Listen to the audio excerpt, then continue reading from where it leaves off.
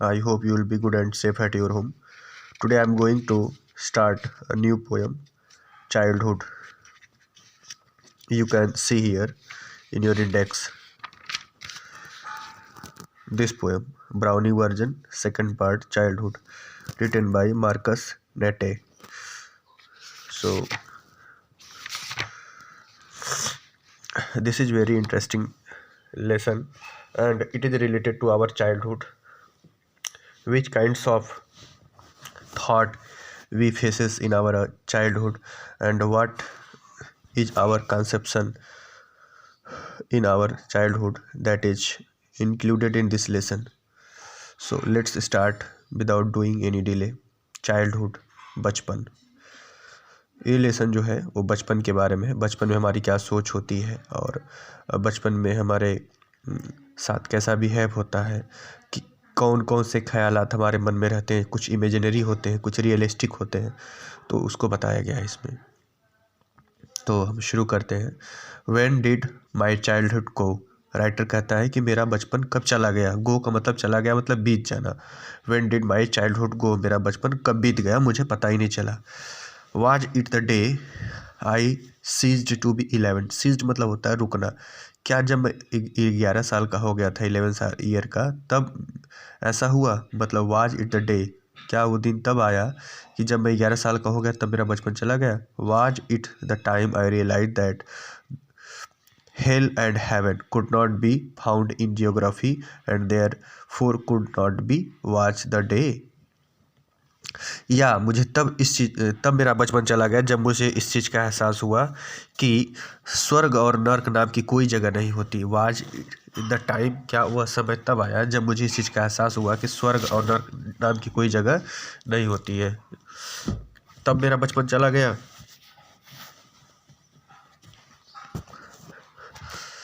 Next देखो आप.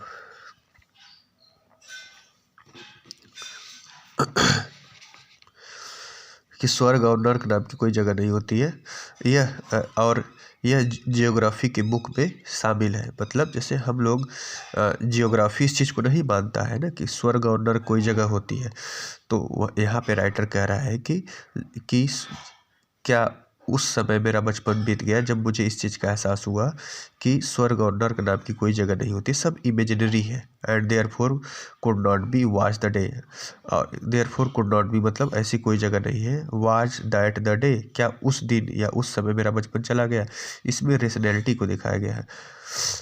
दूसरा वर्ड स्टेंजा है, very very important. When did my childhood go? मेरा बचपन कब चला गया, कब बीत गया. Was it the time I realized that adults were not all they seemed to be? अब यहाँ पर बच्चों हिप्पोक्रेसी को दिखाया गया. हिप्पोक्रेसी का मतलब होता है छद्मवेशी, दिखावा करने वाला. हिप्पोक्रेसी जिसको ऑर्थोडॉक्स भी कहा जाता है. तो जैसा इंसान दिखे वैसा व्यवहार उसका न हो तो उसको बोलते हैं हिप्पोक्रेसी, मतलब बहरूपिया जिसको हम आम भाषा में कह सकते हैं. When did my childhood go? मेरा बचपन कब चला गया. Was it the time I realized that adults were not all they seemed to be? क्या मेरा बचपन उस समय बीत गया जब मुझे इस चीज़ का एहसास हुआ कि जो बड़े लोग होते हैं जैसा वो दिखते हैं उनका व्यवहार वैसा होता नहीं है. क्या तब ऐसा हो गया. They talked of love and preached of love but they did not act so lovingly. कहे हैं, राइटर कह रहा है कि ऐसा तो दिखता है कि वे बात बहुत प्यार से करते हैं. प्रीच उपदेश, बहुत अच्छे से बातें को समझाना बताना बहुत अच्छे से करते हैं, लेकिन did not act so lovingly, लेकिन ऐसा वो करते नहीं हैं, मतलब उनके व्यवहार में ऐसा नहीं है. क्या वाज दैट डे, क्या तब मेरा उस समय बचपन बीत गया, चला गया. यहाँ पर हिपोक्रेसी दिखाया गया है कि जो बड़े लोग होते हैं, राइटर ये दिखा रहा है कि जो बड़े लोग होते हैं, हमारे एडल्ट्स जो होते हैं, वह दिखने में कुछ और होते हैं और अंदर से कुछ और होते हैं. क्या जब इस तरीके का व्यवहार आ जाता है मनुष्य में तब बचपन चला जाता है.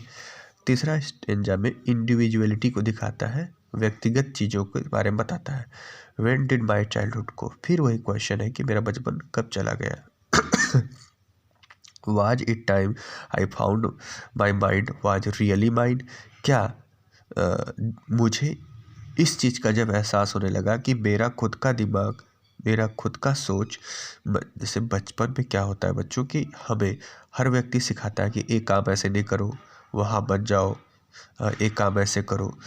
तो कह रहा है कि नहीं, क्या मेरा बचपन उस समय चला गया जब मुझे खुद से अपने बारे में सोचने की समझने की क्षमता मेरे अंदर आ गई। To use whichever way I choose, मतलब कौन सा रास्ता मैं चुनूँ। मतलब जब मेरा बचपन उस समय चला गया जब मैं समझदार हो गया, कहने का मतलब एडल्ट हो गया, तब मेरा बचपन चला गया। Producing thoughts that were not those of other people but my own and mine alone. Writer कह रहा है कि क्या मेरा बचपन उस समय चला गया जब मैं अपने थॉट को खुद से प्रोड्यूस करने लगा। दैट वर नॉट दोज, जो उन लोगों का नहीं था, अदर पीपल का, बट बाई ओन, जो मेरा खुद का विचार था, एंड माइन अलोन, सिर्फ मेरा अकेला, उसमें किसी का कोई सहयोग नहीं था। वाज दैट द डे, क्या वह समय था, क्या क्या जो दिन था जिस दिन मेरे अंदर इस तरीके के विचार आया कि मैं खुद से अपने डिसीजंस को ले सकता हूँ। तो क्या उस दिन मेरा बचपन बीत गया, ख़त्म हो गया। तो यहाँ पर इंडिविजुअलिटी को दिखाया गया है कि किस राइटर किस तरीके से अपने आप को व्यक्तिगत तौर पर अपने ट्रेट्स को, अपने फीचर्स को देखता है। वेयर डिड माई चाइल्डहुड को, अब देखिए तीनों स्टेंजा में वेयर लगा था और लास्ट वाले में लगा है वेयर। वेयर मतलब कहाँ। वेयर डिड माई चाइल्डहुड को, मेरा बचपन कहाँ चला गया। It went to some forgotten place, forget का थर्ड फॉर्म है forgotten place, that's hidden in friends face, that's all I know. कितना अच्छा लाइन है कि मेरा बचपन ऐसा लग रहा है कि कहीं छिप गया है, कहीं ऐसी जगह चला गया है। It went to some forgotten place, ऐसी जगह चला गया जहाँ पे हर चीज़ें भूल गई है, जहाँ इंसान जाकर किसी चीज़ को भूल जाता है, या भूली हुई जगह चली गई है, या छिपी हुई जगह चली गई है। That's hidden on infant face, और वह छिपी हुई चीज़ कहाँ है।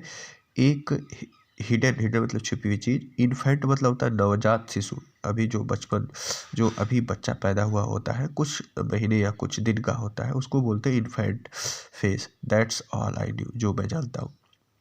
इस लाइन को मैं अपने शब्दों में बता रहा हूँ कि राइटर ये कह रहा है कि मेरा बचपन वहाँ चला गया है जहाँ पर जो अभी नवजात बेबी या नवजात बच्चा पैदा हुआ होता है, ऐसा लग रहा है कि उसके फेस को देख करके लग रहा है कि यही मेरा बचपन है, और उस चीज़ को मैं रियलाइज़ कर रहा हूँ। मतलब यहाँ पर यह है कि राइटर अपने बचपन को किस चीज़ में फेस कर रहा है, नवजात बच्चों में। फॉर एग्जांपल ये देखिए, जैसे हम किसी बच्चे को खेलते हुए देखते हैं जो बहुत छोटा होता है, तो हमको अपना बचपन याद आ जाता है कि हाँ मेरा बचपन भी ऐसे ही हुआ रहा होगा। तो यही कह रहा है कि मेरा बचपन कहाँ चला गया है। मेरा बचपन ऐसा लग रहा है कि नवजात बेबी जो है, न्यू बॉर्न बेबी जो है, हाल में बच्चे जो इन्फेंट है, उनके फेस में, उनके चेहरे से मिलता जुलता लग रहा है कि मेरा यही बचपन है और मेरा बचपन यही रहा होगा। तो राइटर यहाँ तक इसको समझाया है और ये लेसन फिनिश हो गया आपका। अब कल मैं आपको पढ़ाऊँगा द एडवेंचर, ये 7वां लेसन होगा, अगर ये सिलेबस में होगा तब। द एडवेंचर कट है और सिल्क रोड भी कट है, तो ये आपका ये हॉर्नबिल पूरा कंप्लीट हो गया है। तो नेक्स्ट वीडियो आपको कल मिलेगी। अगर इसको मैं पूरी कोशिश किया हूँ अच्छे से समझाने का, अगर कोई प्रॉब्लम होगी तो आप मुझे मैसेज या कॉल करके पूछ सकते हैं, मैं इस पोएम को फिर से नरेट कर दूँगा।